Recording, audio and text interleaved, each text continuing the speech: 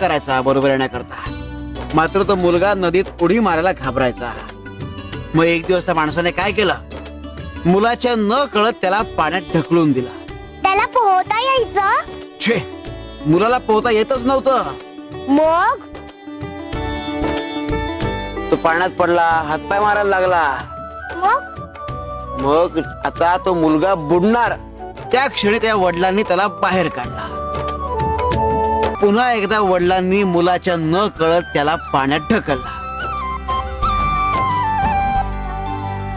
आता आम्हाला सांग, ह्यावेळी मुलाने किती वेळ तग धरला असेल?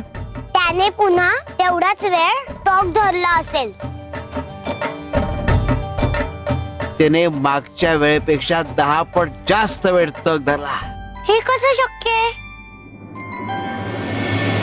कारण त्याला विश्वास होता की तो बुडायला लागला तर त्याचे वडील त्याला